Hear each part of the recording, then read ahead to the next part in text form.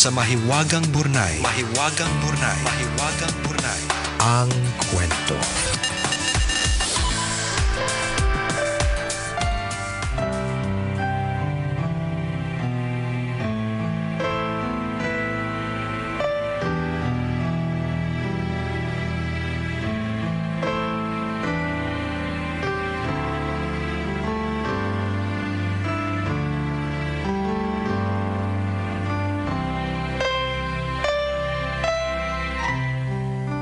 Nicole and Chris. Itago nyo na lang ako sa pangalang Martina. Isang tambalanista dito sa Mindanao. Bago lang akong nakikinig ng tambalan pero na-binge ko na yata halos lahat ng mga past episodes ninyo.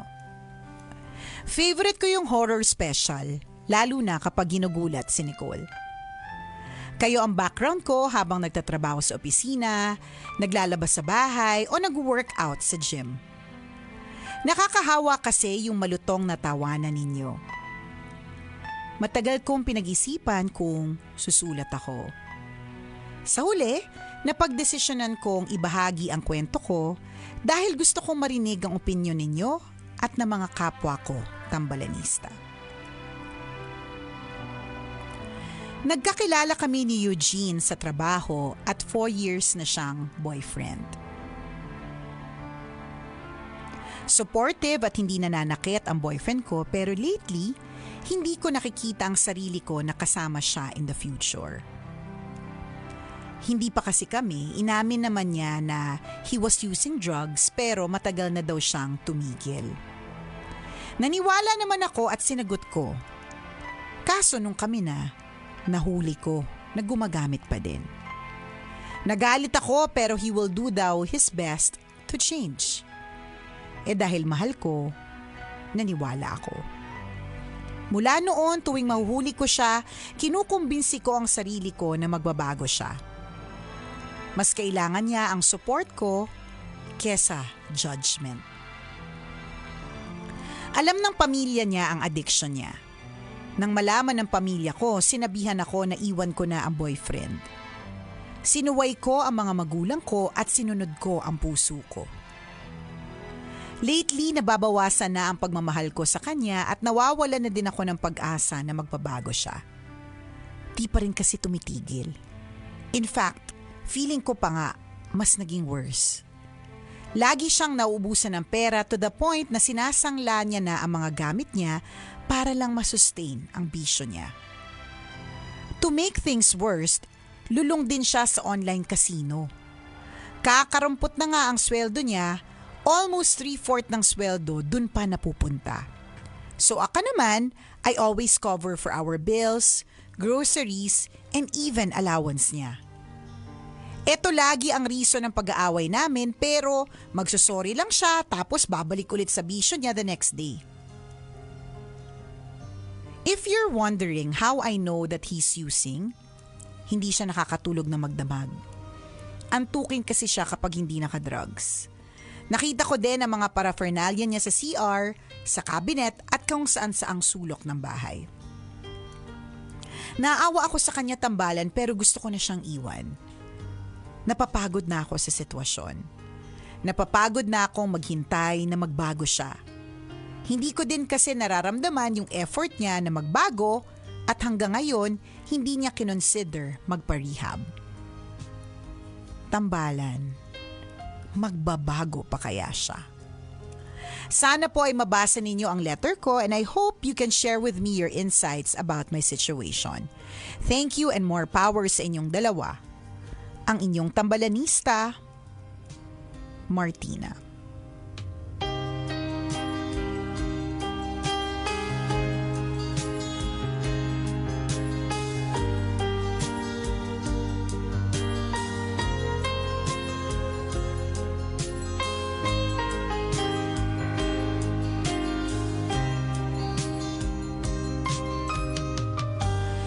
Hello sa'yo, Martina.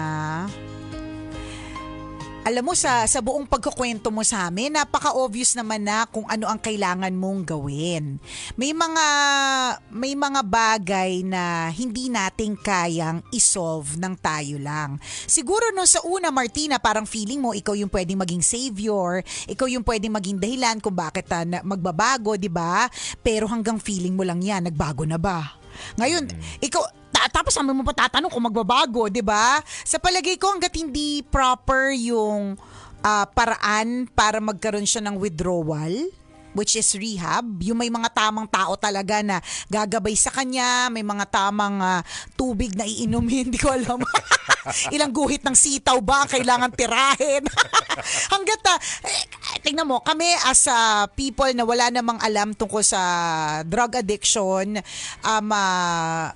hindi namin masasagot ng tama kung papaano siya magbabago, 'di ba? But there are professionals, yung mga rehab na tinatawag, 'di ba? Sila yung makakapagbigay ng agarang at tama na dahilan para talagang tunay na magbago yan.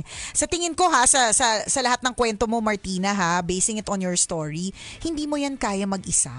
'Di ba? Ano ka, Jesus Christ? Are you the Messiah? Are you the chosen one? Parang hindi naman, girl, 'di ba? So, hindi mo to kayang mag-isa at merong mas eksperto na pwedeng gumawa nito. Sa tingin ko, doon muna tayo bago tayo dun sa part na maawa ka sa kanya. Kasi mas nakakaawa siya kapag hindi siya na-treat properly. Magiging ganyan at magiging ganyan. Actually, kahit maghiwalay kayo niyan, makahanap siya ng bagong jojowain, ganun din ang magiging problema ng susunod na jowa. Kasi nga hindi siya treated properly. Totoo so yan. yun, wag kang magpakabayani. 'Di ba? Hindi na masyadong uso 'yan. At higit sa lahat, yun nga merong mas pro na pwedeng tumulong at hindi ikaw 'yon. Tsaka wala na, puno na yung Rojas Boulevard, ng maraming monumento. Oo, true. May mga nagmamay-ari na doon. Hindi lang yun, partner. Pwesto. Hindi lang yun, partner. Mas mahal na yung mga tanso na panggawa ng mga bayani. O gagastos ka pa, ikaw na nga lahat, di ba? Groceries, allowance, isipin mo yun. Hindi niya nga maalagaan yung sarili niya Ganon. 'Di ba? Ang hirap mag-alaga ng isang taong ayaw niya namang alagaan yung sarili niya.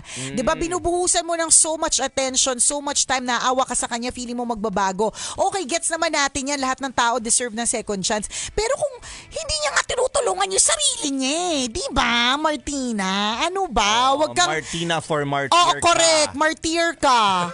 Hindi ka Martina, martyr ka. Yun ang bago mong name. Punta ka ng PSA, may malapit dito sa amin.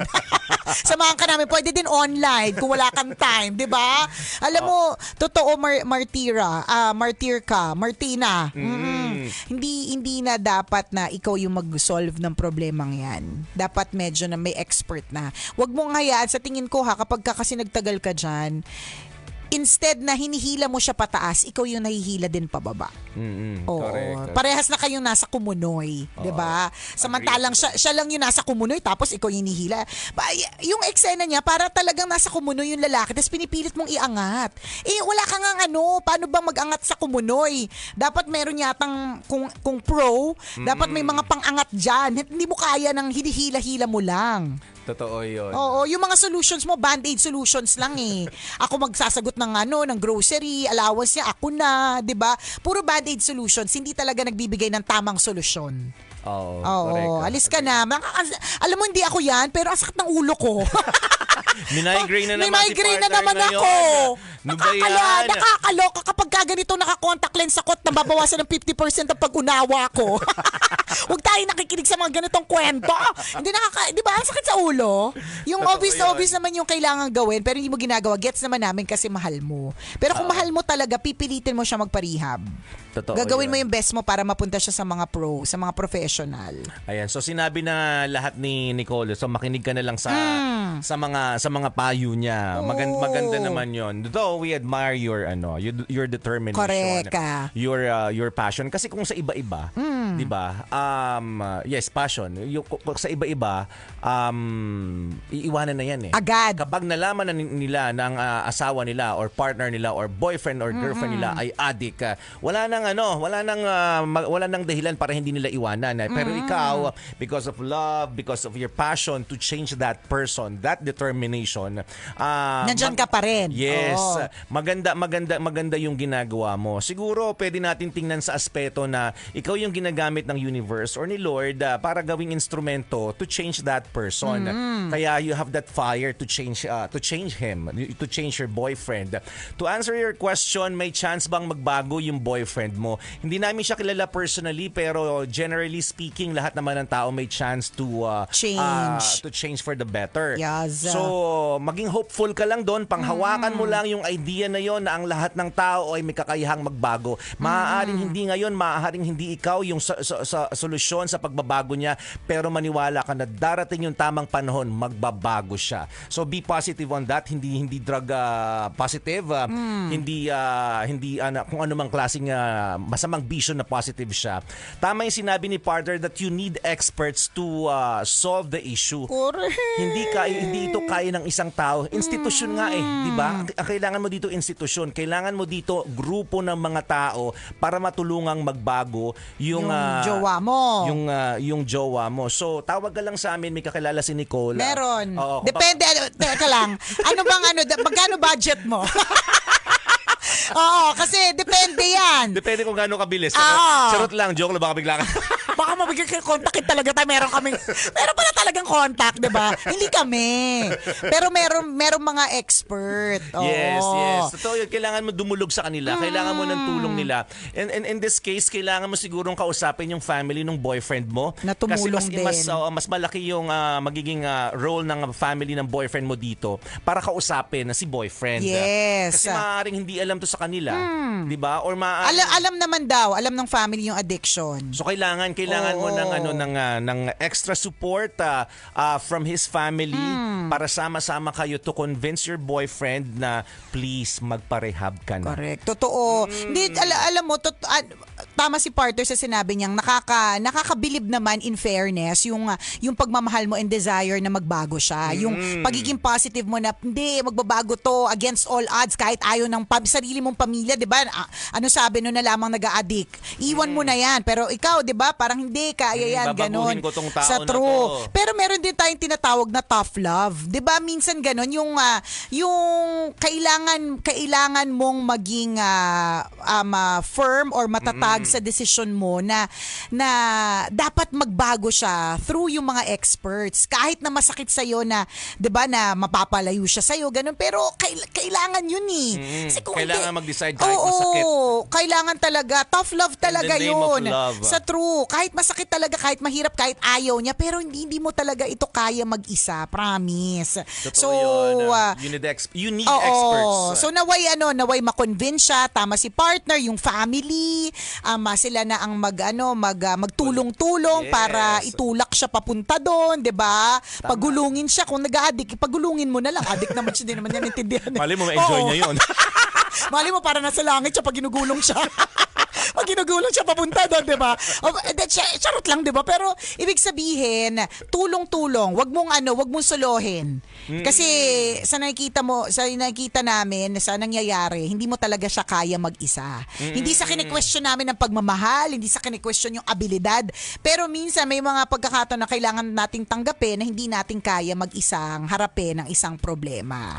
Totoo Oo, yun. wag ka na magpaka-martyr dyan. You need help, Martina. Tsaka alam mo, kaya sinabi ko, partner, na baka instead of you na hinihila siya pataas, ikaw mahihila pababa. Kasi totoo yan eh. Baka ikaw yung mabulok. Alam mo yun, ikaw yung mag-deteriorate. Ikaw yung mangayayat. Di ba ganun yun Ikaw eh. yung ma-stress dyan eh. Ikaw yung ma-stress. Oo, Ganun. ikaw yung magkakasakit. Ikaw yung papangit dyan. Di ba? Nakakabulok yan. Di ba? Papunta. Isipin mo na magka-age tayo na una kang nabulok sa ating dalawa. Parang, wag na bang ganun, di ba? Bakit nabulok si Martina? Ay, kasi yung jowa niya addict, di ba? Oo. Totoo naman, parang isipin mo, the perfect term is nabulok, hindi man lang na-stress. Bakit bulok na agad. siya? Doon agad dumiretso Oo, pagbulok. Hindi niya na man lang dinaanan ano. yung pagkulubot. Wala na, bulok na agad. Kasi mabilis makadeteriorate yung problemang yan. Correct. Ganun. Isa pang bagay na ina-admire namin sa iyo is your awareness. Kasi aware ka na mali yung ginagawa ng boyfriend mo. Masamang bisyo yung ginagawa Tama. niya. Dahil aware ka, hindi ka nagpadala sa kanya. Kasi Correct the ka. tendency is kapag boyfriend mo siya, 'di ba? Pwedeng mahal mo eh. Kung ano yung ginagalawan niya, galawan mo rin. 'Di ba? Kung ano Oo yung nga, ginagawa niya, tama. gawin mo rin. Oo, pwede kang na-impluwensyahan eh. Yes, yun yung sinasabi natin. But since you are aware na bisyo yung ginagawa, masamang bisyo yung ginagawa ng boyfriend mo, hindi ka nagpadala kasi alam mo na mali yun. Tama. So, ina-admire namin sa iyo yun. Saludo kami sa aspetong yun. Very good ka sa part na Hindi yan. ka nagpadala sa kanya. So, in this Correct. case, ikaw yung manghihikayat sa kanya na umalis doon. Pero kagaya na sinabi namin kanina, hindi mo ito kakayanin mag-isa. You Tama. need help from experts, True. from his family. At also. syempre, wag mong kakalimutan yung power ng dasal. Dasal, Yes, dasal, yes. dasal. Importantatious yan na minsan na hinuhuli natin yung pagdarasal pero yun talaga yung pinaka-effective na paraan, 'di ba? Kasi kasi pwedeng sa isang iglap pwedeng mag-change of heart na dahil na sa pagdarasal na yan. So wag mong kakalimutan to couple all your actions with prayer. Yes. Good luck sa iyo, Martina. Alam po namin na hindi madali yung pinagdadaanan mo pero hindi naman unique. Ito na naman yung hindi naman unique yung kwento mo. Ibig sabihin, may mga iba na ganyan din ang dinaanan pero nagawa ng paraan. So, go, go, go! Wish you good luck. True, igulong na yan papunta sa pinakamalapit na rehab. Muli ako po si Nicole Alang inyong kumikinang ina!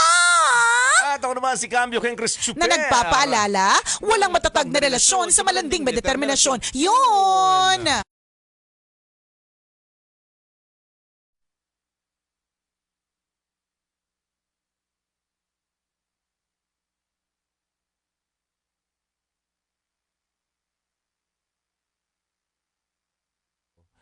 Bilang siya sign go signal na ito to step out of that relationship, 'di ba? Para sa iba na malaman mo na may ganyang klase ng bisyo, iiwanan nila. But we admire your the fire in you na baguhin yung tao.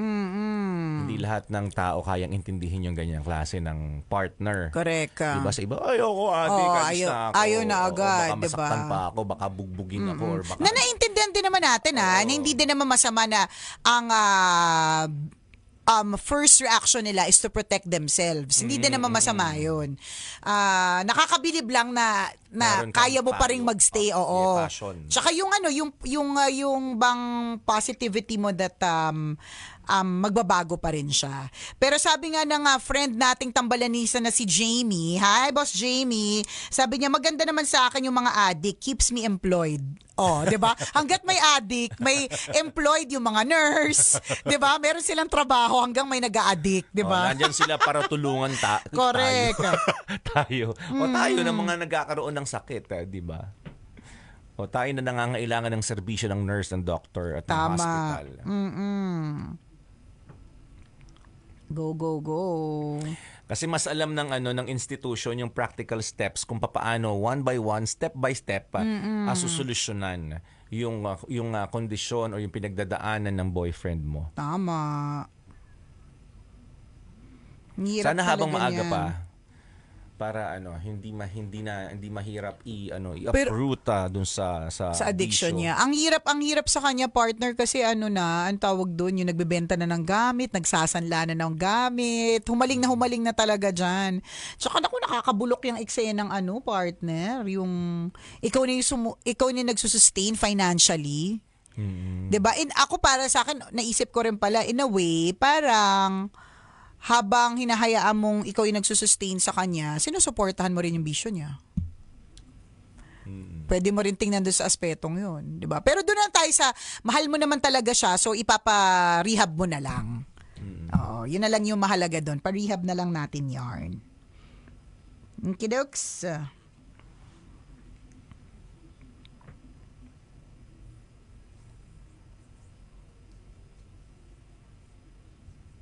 Tingnan natin ang pulso ng taong bayan. Basahin natin ang kanilang mga comment. Ingay ni Nicole. Ang ingay ng boses ni Nicole. O sa cellphone na lang natin.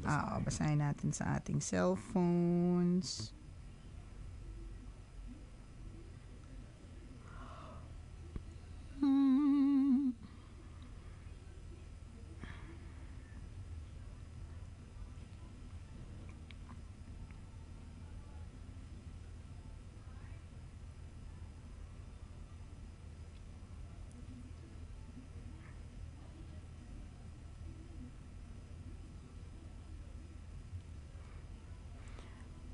Sabi ni Marcelino Balestier, negative na yan magbago, adik na pala eh.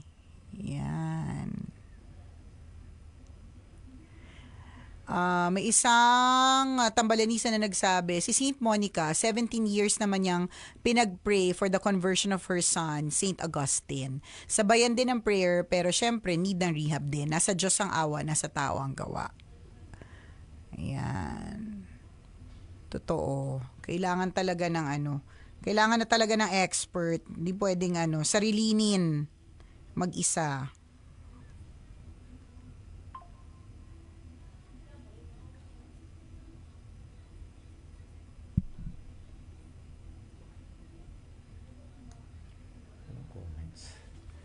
Sabi ni Panda, Pasig Day, holiday kami. Please po mag-upload na kayo 2 times sa Spotify, sabi ni Haji Ortega. Sabi ni Infinite, siguro kay Martina, unahin niya muna ang mag-self-love kasi baka naibibigay niya na ang lahat. Sabi ni Lenny, nakakainis, tumatanda na kayo, kaya ako din tumatanda na. Oo, tumatanda na tayong lahat. Ganun. Nakakagutom po yung kulay ng damit ni Miss Nicole, parang ensaymada. Oo nga. Oo nga, no? Kaya di ba yung mga color ng mga fast food chain partner, red tsaka yellow? Parang may ganong association sa food. Ang yellow tsaka red. Di ba mga fast food? May ganon na parang pag isipin mo lang masarap ka. Para masarap kang kainin. Pa-shoutout po sa mga taga-Catanduanes. Ang sabi ni Maylina Hardinero Mendoza, bukod sa tulong ng buong pamilya and partner, kailangan din ng may katawan ang kagustuhang gumaling or makawala sa sistema. Correct. Yun yung problema kay dun sa partner ni Martina eh. How can you help someone who doesn't even want to help himself? How, 'di ba? Yun eh. Hirap ng ganon, nadanas ko yan, kawawa ang mga nako, hindi siya nagsusuporta. Sabi ni Gina Habinar. Yun. Pwede po ba magpag-greet? The birthday ko po ngayon. Happy birthday sa iyo, Vanessa. Nakakatuwa yung kilay mo, Miss Nicole. Plakadong plakado. Sana all. Oo. Kasi minikapan yan. Kung ako lang yan, laging anong tawag doon? Laging hindi pantay. Sabi ni Levi, yung energy nila noong 2014, sobrang OA. Ngayon, papunta na rin sa Chadeli, pero love ko pa rin kayo. Grabe naman sa... papunta sa Chadeli, hindi ba pwedeng, may mga moments na pahinga-pahinga, ganon. Thank you, Roel Monte. Salamat. Pa-shoutout naman po dito sa Frozen Store, si Madam Chua sa Lemery, Batangas. Hello kay Jade. Daming comments, 16 comments. Oo, grabe. 12 comments. Shoutout sa CPR RIMT Rescue Volunteer sa Gumaca, Quezon Province. Pa-shoutout naman po sa Mindoro. Yan. Saan po ba maririnig kung mapapanood ang 2014 episodes ninyo? Di ko rin sure. Wala yun. Malayo na masyado. Malayo. Nasa YouTube pa ba yun? Hindi ko alam. Excuse me. Ayan, 23 comments na dagdagan. Bilis.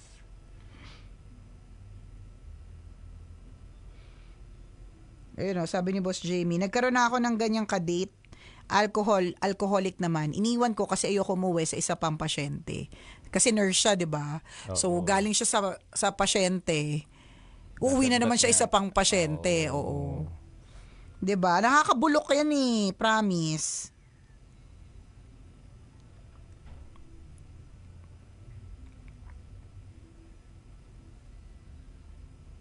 Sabi naman ni Janet Alomia Javier, ang laking tulong talaga yung tukhang kasi dahil doon nagbago yung kapatid ko. Ang tagal na panahong adik, takot kasi yung mamatay. Ayun, unti-unting nagbago sa tulong din ng local government. Yun. Yun yung sinasabi natin na kailangan ng kailangan ng tulong ng eksperto. Hello kay R. Jesum Casis. Salamat. Payat ka na po, Miss Nico, sabi ni Mikey Rock. Thank you. Pag may nagsasabing payat ako, makakapagkanin ako mamaya. Ayan. Sabi ni Aga Arteza, makipag-coordinate ka sa mga magulang or pamilya ng boyfriend mo para mas matatag ang support system. Now, kung ayaw ng mga kapamilya, baka kailangan mo nang mag-isip para sa sarili mo. Tama yun. True.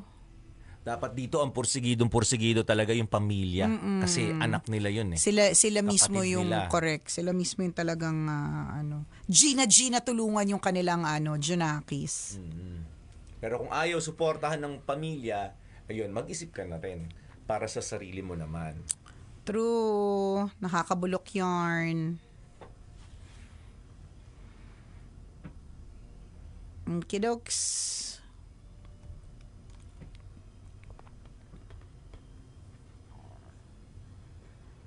Salamat na marami. Pakonti pa konti. 100 kanina 99 na lang. Hindi na partner, hindi na napigilan. Nagsiesta na ng tuluyan. Nakatulog na ng tuluyan. O siya, babay na. Salamat.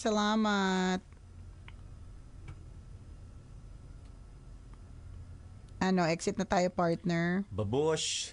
See you Bye-bye. later. See you.